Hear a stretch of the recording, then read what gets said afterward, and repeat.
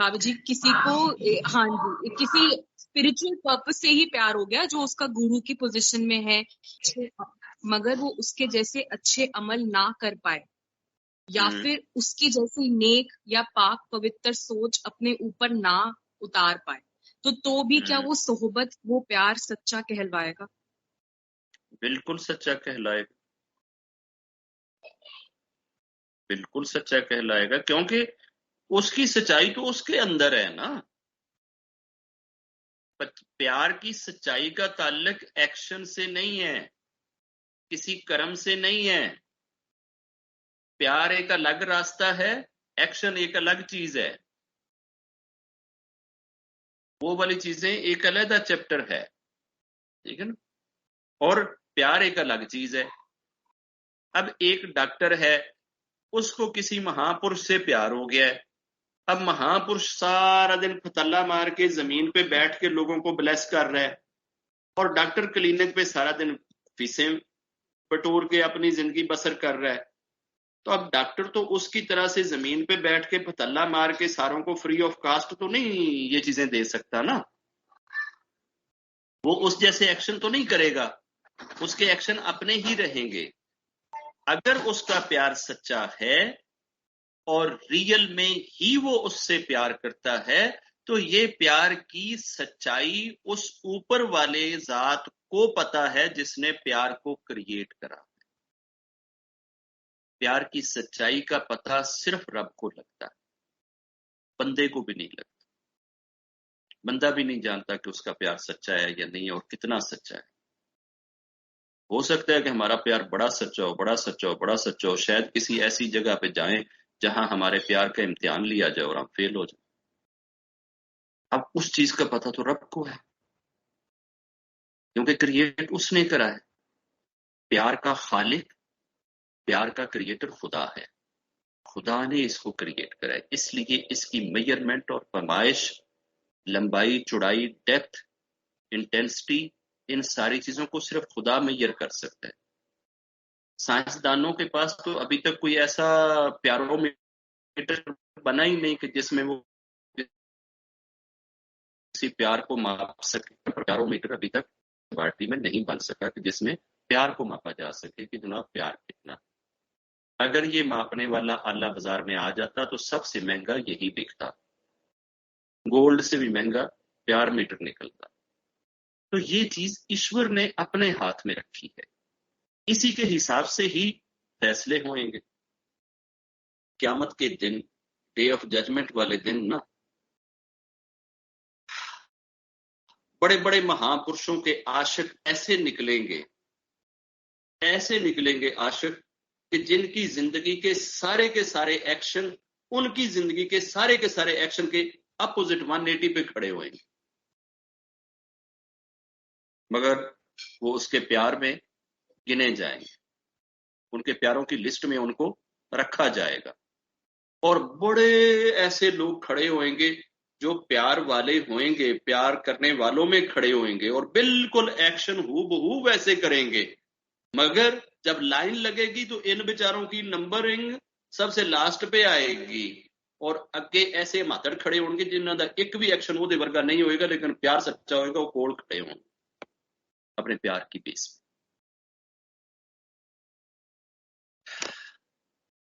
یہ آپ نے اتنا گہرا سوال کر دیا ہے کہ اگر میں اس کو سچائی کے ساتھ بیان کرتا ہوں نا تو بہت ساری فلسفیز الٹ ہو جاتی ہیں،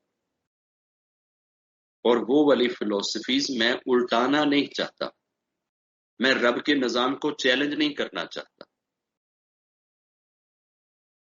رب کا جو نظام ہے نا، رب کے نظام کو بس رب کے نظام کی طرح سے سمجھ لینا زیادہ ضروری ہے، ایکسیپٹ کر لینا زیادہ ضروری ہے۔ یہ پرافٹ جوزف جی کو جس لیڈی زلیخا نے اپنے عشق کی وجہ سے کمرے میں لے جا کے بند کر کے 7ویں کمرے میں اپنی ڈیزائر کا اظہار کیا، وہ تو تھے نہیں چڑھے، نکل گئے، بچ گئے۔ اور جب یہ ڈنڈورا پٹ گیا، پوری کنٹری میں یہ شور مچ گیا کہ جی پردھان منتری کی پتنی گھر میں رکھے ہوئے سیوک کے ساتھ پیار کرتی. اس وقت سیوکوں کے ساتھ، غلاموں کے ساتھ پیار کرنا ایک طرح سے بہت بڑا آروپ سمجھا جاتا تھا، پاپ سمجھا جاتا تھا کہ یہ تو پیار کے بھی لائق نہیں ہے. اس بیچاری نے تنگ آ کے سارے جتنے منتری تھے نا، سب کی وائفز کو کال کر دیا کہ جناب آپ آئیں، آپ نے کھانا میرے ساتھ کھانا ہے. ٹیبل لگا دیا، ٹیبل اس طرح سے لگایا، کھانے کا دسترخوان اس طرح سے بچھایا کہ بیچ میں سے گزرنے کا راستہ رہ گیا. ادھر بھی ساری لیڈیز کی لائن، ادھر بھی لیڈیز کی لائن. جان بوجھ کے سب کے سامنے فروٹ رکھ دیا، اور وہ فروٹ چھری سے کاٹنے والا تھا، اور ہر ایک کو چھری پکڑا دی. ہر ایک کو چھری پکڑا دی. اور چھری پکڑانے کے بعد گئی جوزف جی کے پاس، اس کے چرنوں میں سر دھر کے، ہاتھ بنتی کر کے ان سے ریکویسٹ کرتے ہوئے یہ کہتی ہیں، جانتے ہو کہ تیری وجہ سے میرے اوپر کتنا بڑا آروپ آیا ہوا ہے، اور میں کس آروپ کو سہ رہی ہوں. اور آروپوں کی تکلیف نا یہ بڑی عجیب ہوتی ہے. انسان کے ٹی بی سے لنگز سارے ختم ہو جائیں نا، تو اتنی کھانسنے سے تکلیف نہیں ہوتی جتنی بلیم کو، آروپ کو سہتے ہوئے، سانس لیتے ہوئے تکلیف ہوتی. وہ بھی تکلیف میں تھی. تو جوزف جی کو اس نے کہا کہ اپنے چہرے سے نا، وہ ہر وقت نقاب اوڑھ کے رکھتے تھے لیڈیز کی طرح، یہ نقاب چہرے سے اتار کے ذرا گزر جا بس ان کے سامنے، میری ریکویسٹ صرف اتنی. اور وہ تو کسی لیڈی کی طرف دیکھتے نہیں تھے. انہوں نے کہا کہ مجھے تیری یہ شرط بھی قبول ہے کہ آپ بے شک کسی کی طرف نہ دیکھنا کہ ادھر کون بیٹھے یا کون نہیں، بس تم بیچ میں سے گزر جاؤ. اور جس وقت وہ گزرے تھے نا، ساری کی ساری لیڈیز کو پتہ ہی نہیں چلا تھا کہ چھری ہاتھ میں کب آئی ہے اور یہ نازک انگلیاں کب کٹی. جس وقت جوزف جی گزر گئے تھے تو ساری کی ساری لیڈیز اپنی انگلیاں کاٹ کے بیٹھی ہوئی تھی. پھر ساری وہ نا پٹیاں منگوا رہی تھی کہ جی پٹیاں لے آ دو، انگلیاں کٹ گئی. پتہ نہیں کدوں کٹیاں، چھری کا پتہ ہی نہیں چلے جی، انگلیاں کٹ گئی. اب اس زلیخا کا کوئی ایک ایکشن بھی جوزف جیسا نہیں تھا، کہ کوئی ایک ایکشن بھی جوزف جیسا کرے. وہ جوزف پرافٹ تھے، زلیخا عاشق تھی، اور ایک پردھان منتری کی وائف تھی، آلریڈی میرڈ بھی تھی. جس وقت زلیخا نے ان ساروں کا یہ حال دیکھا نا، تو زلیخا نے کہا اب مجھے صرف اتنا بتا دو کہ آپ جس غلام کی وجہ سے مجھے بلیم دیتی تھیں، میں نے تو کبھی انگلیاں نہیں کاٹی، آپ نے انگلیاں کیوں کٹوا لی؟ تو ساری کی ساری لیڈیز نے زلیخا سے معافی مانگی تھی کہ جی سوری، क्षमा دے دو، ہمیں یہ اندازہ نہیں تھا کہ ان کے چہرے میں کیا ہے، ہم نہیں جانتی تھی، یہ تو انسان ہے ہی نہیں، یہ تو کوئی اینجل ہے، یہ تو کوئی فرشتہ ہے، یہ تو کھینچتا ہے انسانوں کو اپنی طرف، اس کے حسن میں تو کوئی عجیب سی کشش ہے. ہم سب کو تو پتہ بھی نہیں چلا کہ ہم نے کب کاٹ لی ہیں. اب چونکہ یہ تو کتھا بہت لمبی چوڑی ہے. بہرحال بعد میں وہ مہاراجا جی جو ہیں، وہ جو ان کے پتی تھے، وہ سورگ سدھار گئے، یہ بڑھاپے میں چلی گئیں، اور ایک دن کہیں کسی جگہ پہ بیٹھی تھی فٹ پاتھ پہ منگتوں کی طرح، تو ادھر سے جوزف جی کا گزر ہوا تھا. تو وہاں اس نے پھر اپنی محبت کا اظہار کیا کہ میں وہی ہوں جو وقت کے راجا کی پتنی تھی، اور تیرے عشق نے میرا یہ حال کر دیا، تیرے پیار میں آج میں گلیوں میں در بدر پھرتی. تو اس وقت انہوں نے رب سے یہ دعا کری تھی کہ ربا اس کو اس کی جوانی لوٹا دے. انہوں نے وہ چادر جو ہمیشہ اپنے اوپر پہنی ہوتی تھی وہی چادر زلیخا کے اوپر پہنائی تھی، اور زلیخا نے جب وہ چادر لے لی اور چادر میں ڈھک گئی تو ادھر سے انہوں نے اپنے ایشور سے پرے کری تھی کہ ربا اس کو اس کی جوانی میں واپس لوٹا دے، تو وہ 27 سال کی ایج میں واپس آ گئی۔ سائنس ابھی تک ادھر نہیں پہنچی کہ آپ کو ڈی ایج کرے، واپس لے جائے۔ یہ کام کرافٹوں نے کیا ہوا ہے، میسنجرز نے کیا ہوا ہے۔ جب کسی سے پیار ہو جاتا ہے نا انسان کو، تو پیار انسان کے اندر روم روم میں گھس جاتا ہے، اور پیار کی پہچان یہ ہوتی ہے کہ پھر جس سے پیار ہوتا ہے اس میں آپ کو عیب نہیں دکھتا، پھر آپ عیب نہیں ڈھونڈ سکتے اس میں۔ جب آپ کی نظر عیب نہ ڈھونڈ پائے تو سمجھ لینا کہ اب مجھے پیار ہو، اور جب تک آپ کو لکھتے رہے نا کہ ابھی تک پیار کی منزل باقی ہے اور ابھی مجھے پیار ہونا ہے۔ باقی پیار کس کو کس سے ہوتا ہے اور اس میں کیا کریکٹرسٹکس ہوں، یہ کوئی کسی کے بس کی گیم نہیں ہے۔ کسی کو اچھے ٹیلر سے پیار ہو سکتا ہے، اس کے ہاتھ میں صفائی دیکھ کے، اس کے ہاتھ کا سلا ہوا ڈریس دیکھ کے وہ اس سے پیار کر سکتی ہے کہ اگر یہ میرا پتی ہو تو ہر وقت مجھے اچھے اچھے کپڑے سلائی کر کے دے گا۔ کسی کو کسی جیولر سے پیار ہو سکتا ہے کہ اگر یہ میرا پتی ہو تو ہر روز نیا جیولری کا سیٹ پہنائے گا۔ کسی کو بہت بڑے کسی ریسلر سے پیار ہو سکتا ہے کہ اگر یہ میرا پتی ہو تو اس کے لیے بڑی کلیپنگ ہوئے گی۔ کسی کو پولیٹیشین سے پیار ہو سکتا ہے کہ اگر یہ میرا پتی ہو تو اس کے لیے جناب بڑی جنتا سڑکوں پہ آئے گی۔ کسی کو کسی سے پیار ہو سکتا ہے، کسی کو کسی سے پیار ہو سکتا ہے، مگر سچے پیار کی نشانی یہ ہے کہ پھر اس میں کوئی لالچ نہیں رہتا، اور یہ بھی نہیں پتا چلتا کہ پیار ہوا کس وجہ سے،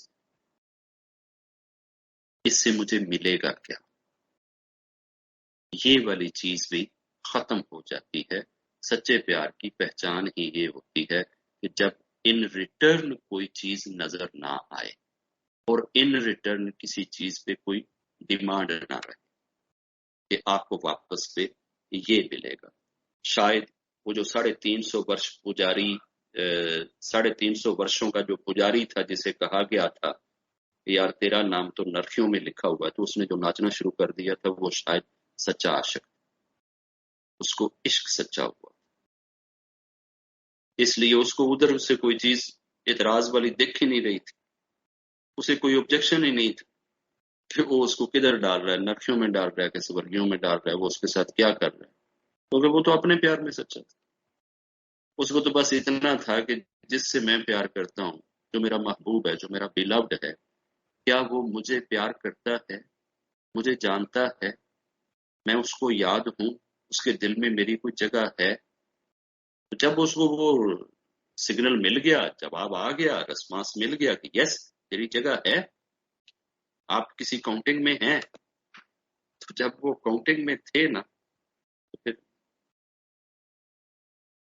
اپنے عشق کی انتہا کو چھو، پھر فیصلہ تو یہ آیا تھا کہ تجھے نرخ میں ڈالنے لگے۔ انہوں نے کہا چھڑ نرخ نو، کاؤنٹنگ میں تو ہے، بس اب جھومنے دے، اب مجھے پیار کرنے، ناچنے۔ عشق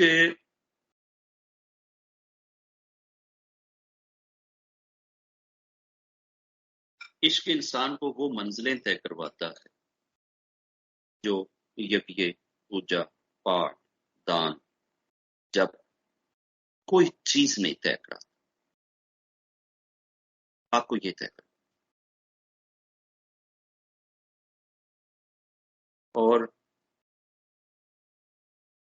لوگ کہتے ہیں day of judgement, day of judgement, day of judgement, day of judgement exist نہیں کرتا جی، ایگزسٹ کرتا ہے، ایگزسٹ نہیں کرتا جی، ایگزسٹ کرتا ہے، ایگزسٹ نہیں کرتا، ایگزسٹ کرتا ہے۔ میں حیران ہوں اس چیز سے، یہ ٹاپک کا حصہ تو نہیں ہے، بس ابھی آپ کے سوال کی وجہ سے یہ چیز میں کہہ رہا ہوں۔ ہر انسان کے دل میں، ہر انسان کے اندر، چاہے وہ ایک دن اسکول نہ گیا ہو، چاہے وہ ایک دن بھی کسی سوسائٹی میں نہ بیٹھا ہو، چاہے اس نے کوئی ڈرامہ، مووی، کتاب، گرنتھ، ناول، بک، ایسی کوئی چیز نہ اسٹڈی کری، آپ اس انسان کو کسی ایسی سچویشن میں لے آئیں کہ اس کے سامنے ایک چیز اچھی کریں، ایک چیز بری کریں، وہ انسان بھی اپنے اندر کے الارم سے آپ کو بتائے گا کہ یہ ٹھیک ہے، یہ غلط، بتائے گا نا۔ رائٹ اور رانگ کی پہچان by virtue, by default, by birth ہر انسان کے اندر خدا نے رکھی ہے۔ اب کس نے کتنی نکھار لی وہ ایک الگ بات، لیکن ایگزسٹ ضرور کرتی، موجود ضرور ہے، چاہے وہ اتنی ہے تو چاہے وہ پہاڑ جتنی ہے صحیح ہر انسان۔ آخر ہر انسان کسی چیز کو تو غلط اور صحیح کہہ رہا ہوتا ہے نا۔ یہ غلط اور صحیح، رائٹ اور رانگ، یہ کیا ہے؟ یہ ڈے آف ججمنٹ ہے جو آپ کے اندر ہے۔ ڈے آف ججمنٹ میں بھی تو یہی ہونا ہے نا کہ یہ اس نے رائٹ کیا، اس نے رانگ کیا، اس نے رائٹ کیا، اس نے رانگ کیا، اس نے رائٹ کیا، اس نے رانگ۔ یہ رائٹ اور رانگ کے لیے ہی تو ڈے آف ججمنٹ۔ ٹوٹل دنیا نے کیا رائٹ کیا، ٹوٹل دنیا نے کیا رانگ کیا، اس کا فیصلہ بھی تو ادھر ہی ہونا ہے۔ تو یہ ڈے آف ججمنٹ تو ہر وقت انسان کے اندر ہے، یہ ایگزسٹ کرتی ہے، اور ایک وقت رب نے رکھا ہوا ہے، انسان کے اندر بھی ہے، اور یہی سارے انسانوں کی ساری زندگی کا اکٹھا کر کے ایک بڑی جگہ پہ بھی ہونا ہے، ڈے آف ججمنٹ بھی ہوئے گا۔ اس ڈے آف ججمنٹ میں جو اونچے رتبے ہوئیں گے نا، اور جو اونچے مقاموں پہ بیٹھے ہوئیں گے نا، وہ پجاری نہیں ہوئیں گے، وہ بڑے بڑے یجঞ کرنے والے نہیں ہوئیں گے، وہ پوجا اور پاٹ کرنے والے نہیں ہوئیں گے، وہ دان دینے والے اور برت رکھنے والے وہ نہیں ہوئیں گے۔ یقین جانو وہ صرف عاشق، عاشقوں کے رتبے سب سے آگے، یہ سب سے اونچے کھڑے۔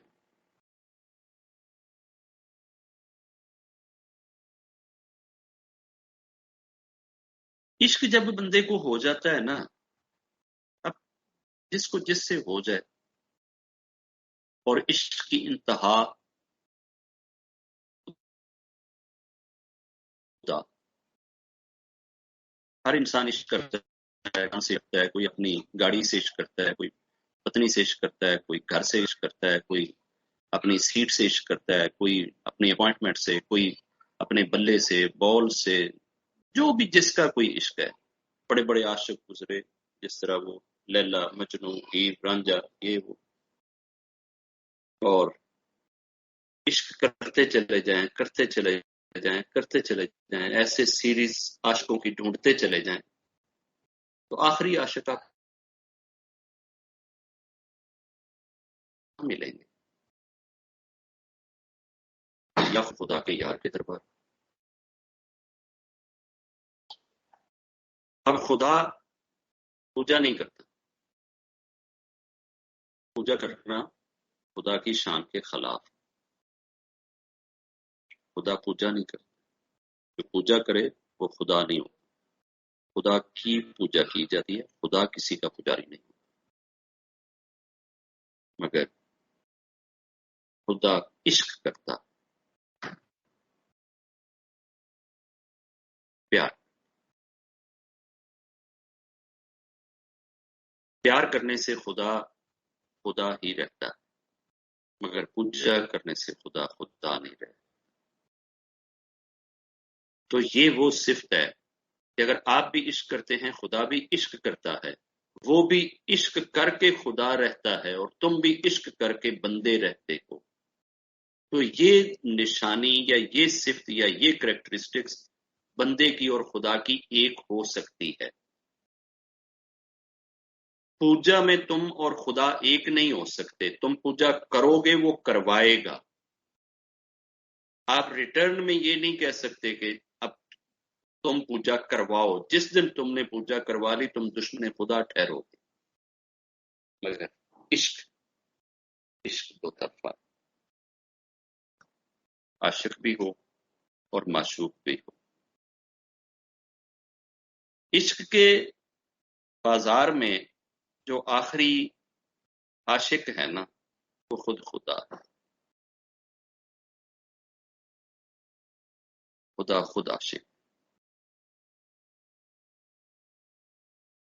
اور کسی کو بھی جو آپ نے تکلیف دینی ہوتی ہے نا، پیک تکلیف کیا ہوتی ہے کہ جس چیز سے انسان کو سب سے زیادہ عشق ہو، آپ اسے یا تو برا کہیں یا توڑ دیں یا اس میں کوئی عیب نکال لیں یا اس سے آپ اسے جدا کرنے کی کوشش کریں یا اس کے بیچ میں آپ آئیں.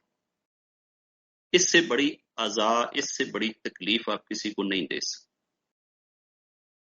سب سے بڑی تکلیف یہی ہوتی ہے کہ آپ کسی کے عشق میں رکھنا ڈالیں، اس میں پھنڈا ڈالیں.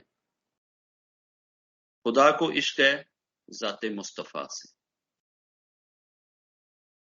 پرافٹ محمد جی سے. اب اگر آپ کو پرافٹ محمد جی کی ذات میں کوئی پھنڈا نظر آ گیا، اگر آپ کو پرافٹ محمد جی کی ذات سے کوئی دشمنی ہو گئی، اگر پرافٹ محمد جی کی ذات کے ساتھ آپ کو کوئی جیلسی ہو گئی، انبن ہو گئی، ڈس ریسپیکٹ ہو گئی، گستاخی ہو گئی، تو پھر بس اتنا یاد رکھنا کہ کائنات کا مالک اس کا عاشق ہے، میں کدھر بچ نہ رگڑیا جائے.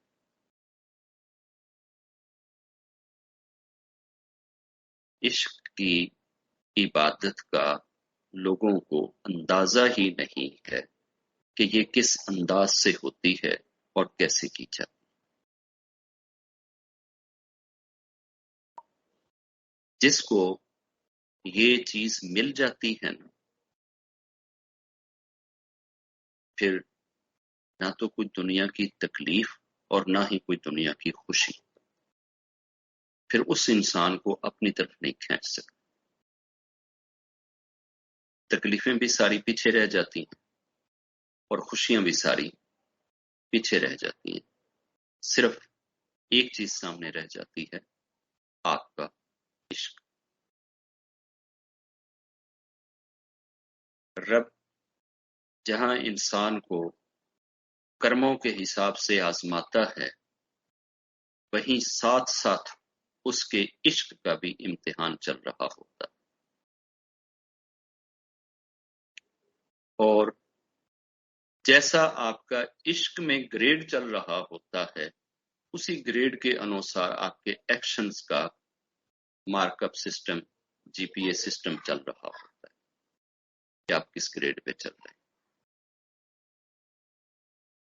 رب کے یاروں سے یاری لگانے کا جو مہاپرشوں کو ایک چسکا پڑا ہوا ہے، وہ اسی وجہ سے ہے کہ یہ دولت کسی راجے مہاراجے کے تخت پہ نہیں ملتی، اس کے لاکر میں نہیں ملتی، اس کے پاس نہیں ملتی. اگر ان راجوں کو پتہ لگ جائے نا کہ یار ان عاشقوں کے پاس کیا ہے، ان کے پاس وہ کون سی لذت ہے، وہ کون سا ٹیسٹ ہے، اگر ان کو پتہ لگ جائے تو یقین جانیے یہ اپنی کنگڈم کے سارے کام کاج چھوڑ کے اپنی ساری سینا لے کے ان مہاپرشوں کے پیچھے لگ جائیں کہ جناب ان سے یہ چیز چھین لو، یہ چیز ان سے چھین لو. یہ چیز ایسی، یہ راجوں مہاراجوں کے محلوں میں نہیں ملتی. یہ جب ملتی ہے نا تو بس وہ ساتھ جب عطا کرنے پہ آ جاتی ہے نا تو پتہ نہیں چلتا کہ پٹڑی کا کانٹا کس جگہ سے بدل جائے.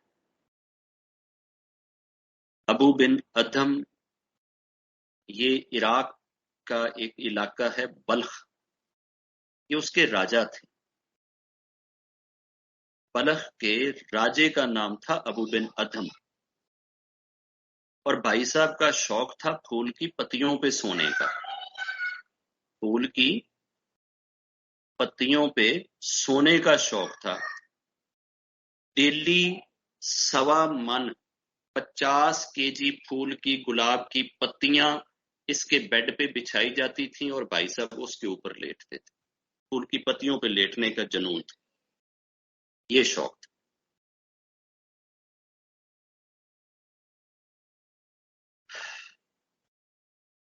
یہ بھی عشق تھا، پھول کی پتیوں پہ سونے کا بھی ایک عشق تھا۔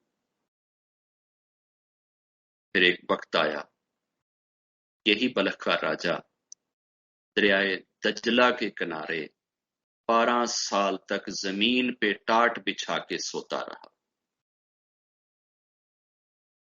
یہ بلخ کا راجا 1.25 من پھول کی پتیوں پہ سونے والا راجا،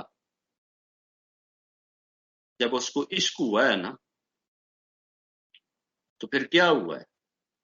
چھوڑ گئیں پتیاں، چھوڑ دیا محل، چھوڑ دی کنگڈم، چھوڑ دی راجا شپ، سب کچھ گیا ہوا میں، اور بھائی صاحب تو کلی لگا کے بیٹھے ہیں دریائے دجلہ کے کنارے، اور 12 سال دھوپ، گرمی، ہوا، پیاس، بارش، بجلی، کڑک، یہ وہ سب کچھ چلے جا رہا ہے، اور ابو بن ادم کٹیا میں لیٹا ہوا۔ تو یار، چھوٹی لذت سے انسان بڑی لذت کی طرف جاتا ہے، کبھی بڑی لذت سے چھوٹی لذت کی طرف کوئی آتا ہے؟ آپ 2 کھانے سامنے رکھیں، ایک بائٹ ادھر سے لیں ایک ادھر سے لیں، جس کھانے کا ٹیسٹ اچھا لگتا ہے فوراً آپ دوسری بائٹ کو چھوڑتے ہیں، آپ اسی کھانے کی طرف واپس لوٹ جاتے ہیں کہ نہیں یار اس کا ٹیسٹ اچھا ہے۔ اگر 1.25 من پتی پہ لیٹنے کا ٹیسٹ اچھا ہوتا تو ابو بن ادم دریائے دجلہ کے کنارے کیوں سوتا؟ واپس کیوں نہ جاتا؟ اسی 1.25 من پتی کی سیج پہ کیوں نہ سوتا؟ کس چیز نے اس کو اتنا ٹیسٹ دیا ہے کہ 1.25 من پھول کی پتیوں پہ وہ مزہ نہیں ہے، زمین کے اوپر کنکریوں کے اوپر لیٹنے میں وہ ٹیسٹ ہے؟ یہ ٹیسٹ اس اوپر والی ذات کے ساتھ عشق کا تھا، اس خالق کے ساتھ، اس رب کے ساتھ پیار کا تھا۔ اور جب اس رب سے ان کو پیار ہوا ہے تو پھر وہ بدن کتنا نازک ہوئے گا یار، جو 1.25 من پھول کی پتیوں پہ لیٹتا ہوئے گا۔ آپ امیجن تو کریں نا، ہم زیادہ سے زیادہ خوش ہوتے ہیں تو کتنا ہوتا ہے؟ 8-10 پھولوں کا گلدستہ لے کے یا ہار گلے میں لے کے، بس۔ اس کے جسم نازنین کا اندازہ کیسے لگایا جائے کہ جس کا جسم 1.25 من پھول کی پتیوں کے اوپر لیٹتا ہوگا، ساری رات ان پتیوں پہ لیٹنے، تو انسان کے اندر نزاکت آتی ہے۔ اتنی نزاکتوں میں پلنے والے کو جب عشق کا مرض لگتا ہے تو سمجھ نہیں آتی دریائے دجلہ کے کنارے 12 سال تک لیٹا رہے۔ خدا جب کسی کو خرید لیتا ہے نا، پھر اسے دنیا کی کوئی طاقت خرید نہیں سکتی، پھر اس کے ریٹ نہیں لگائے جا سکتے، پھر اسے دولت میں، سویدھاؤں میں، سونے میں، چاندی میں، ڈالرز، پاؤنڈ، ریال، روپیوں میں آپ پھر تول نہیں سکتے۔ اس کو وہ چیز لگ گئی ہوتی ہے،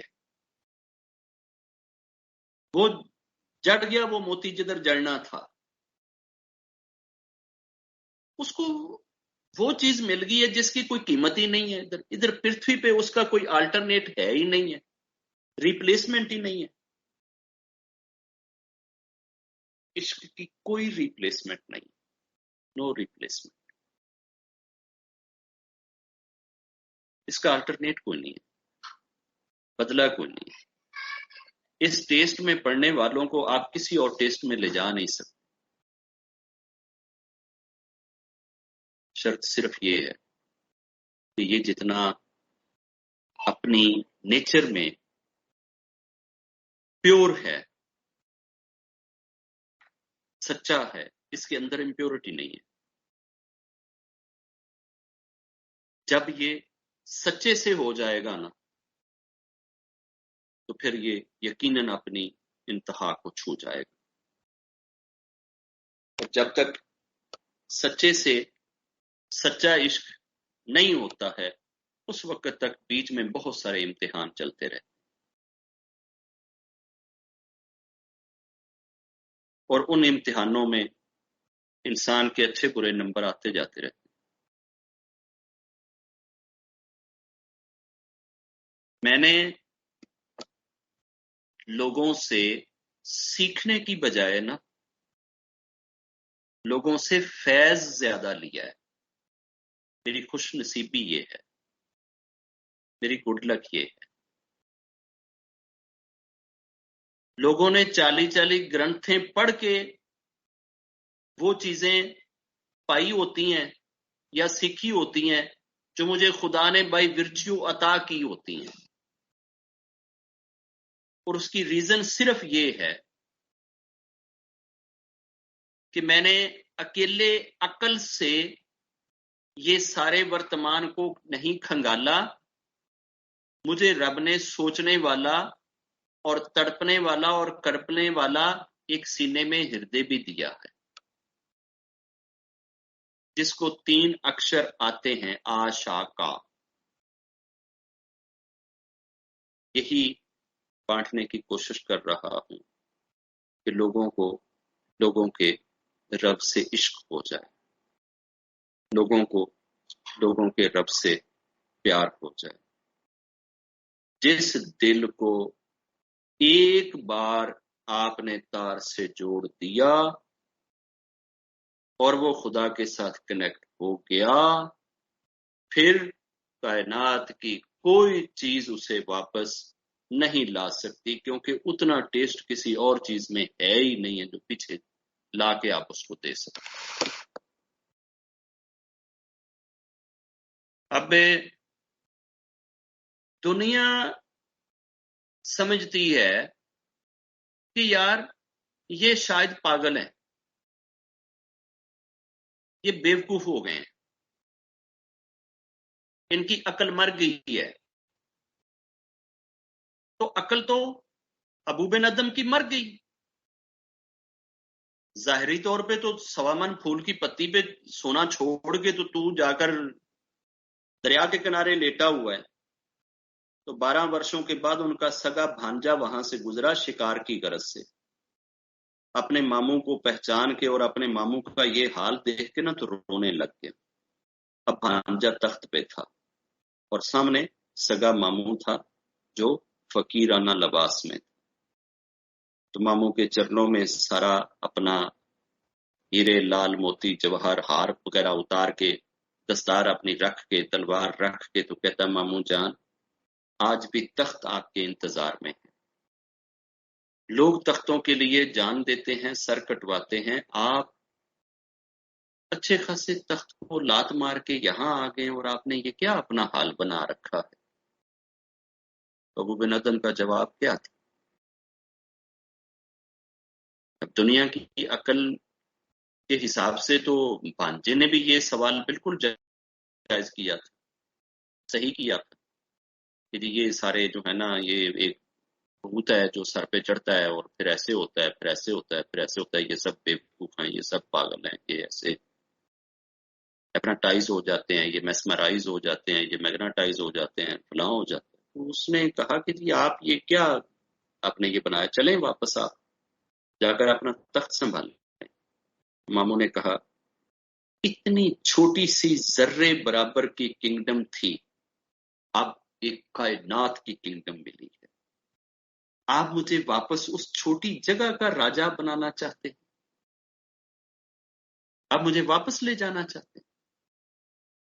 وہ 1.25 من پتی پہ سونے کو کہہ رہا ہے اتنی چھوٹی سی کنگڈم سے نکل کر اب میں کائنات کا راجا بنا ہوں، تو آپ مجھے واپس ادھر لے جانا چاہتے ہیں؟ اور کائنات کا راجا دریا کے کنارے زمین پہ لیٹا ہوا، یہ عشق خدا کا مریض ہے۔ اور مریض کے لیے بھی وہ وارڈ بھی ہوتا ہے، پھر آگے آئی سی یو بھی ہوتا ہے، اور پھر اینڈ پہ آ کر وینٹیلیٹر بھی ہوتا ہے، اس میں بھی مختلف درجے ہوتے ہیں انسان کے۔ تو ماموں سے بھانجا کہتا ہے کہ آپ کو اب کون سی کنگڈم ملی ہے؟ مجھے یہاں کوئی سیوک نہیں دکھ رہا ہے، کوئی آپ کے آگے دائیں بائیں کوئی سینا نہیں دکھ رہی، کوئی اس طرح کی مجھے تو کچھ بھی نہیں، کوئی کنگڈم والی کوئی چیز دکھ ہی نہیں رہی ہے۔ ہاتھ میں سوئی پکڑی اور سیدھی دریا کے بیچ میں، اور مچھلیوں سے کہا، مچھلیوں میری سوئی ذرا گئی ہے دریا میں، ذرا ڈھونڈ کے لانا۔ دریا میں جتنی مچھلیاں نیچے، جتنی سوئیاں جس جس کے منہ میں چڑھی ہیں، ہر مچھلی کے منہ میں سوئی ہے، سب دریا کے عین اوپر پانی کے اوپر تیرتی ہوئی آ گئی۔ لیجئے آپ اپنی سوئی ڈھونڈ لیجئے کون سی ہے، آپ لے لیں سوئی۔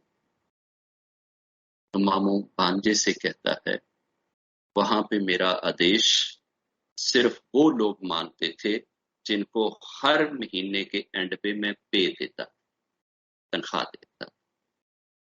میرا آدیش صرف ان لوگوں پہ چلتا تھا جن کو میں پالتا تھا۔ اب پالتا ان کو کوئی اور ہے، آدیش یہ میرا مانتی۔ میں مچھلیوں کو پے نہیں دیتا، سیلری نہیں دیتا، ان کو بھوجن میں نہیں کراتا، ان کی لیونگ کے سارے دندے میں نہیں کرتا، ان کو مینج کوئی اور کر رہا ہے۔ آدیش یہ میرا مان رہی ہیں، تو کنگڈم یہ بڑی ہے یا کنگڈم وہ بڑی تھی؟ وہاں تو رہتے ہوئے اگر میں کسی کو کہتا بھی سوئی میں نے دریا کے بیچ میں پھینکی، ذرا ڈھونڈ کے لاؤ، تو اس نے کہنا راجا جی مارن لگے ہو، میرے 3 بچے نے تے میں تے ہالے انہاں نوں وڈا بھی کرنا، انہاں دا ویاہ بھی کرنا ہے، تے دریا دے وچ گوتا لاواں گا، اوتھے جا کے سوئی ڈھونڈاں گا، میں تے مر جاواں گا، رڑ جاواں گا۔ تو یہ تو میرا آدیش مانتے ہیں، وہ تو میرا آدیش ٹال سکتے تھے۔ خدا کے عشق میں جس نے کبھی پاؤں رکھا نہیں ہے، جو اس بستی میں کبھی آیا نہیں ہے، اس کو اس خوشبو کا اندازہ کیسے ہو سکتا ہے کہ یہ گلستان کس طرح سے کھلا ہوا ہے، اور یہاں پہ کون سی خوشبو بکتی ہے، اور اس خوشبو کے سونگھنے والوں کے اوپر کیا حالت طاری ہوتی ہے۔ آپ جب ادھر گئے نہیں تو آپ ان کو یہی کہیں گے یہ فینٹ ہو گئے ہیں، یہ سینٹ ہو گئے ہیں، یہ ہو گئے ہیں، یہ ہو گئے ہیں۔ اب ان کی حالت تو گئی، تو جناب یہ تو نکل گئے ہاتھ سے، یہ تو جناب ہمیں شیک کر گئے، تو ہمیں یہ کر کے، تو ہمیں وہ کر کے۔ رب عشق بھی دے اور پھر پیورٹی بھی، اور کرنے والی ذات بھی سچی عطا کر۔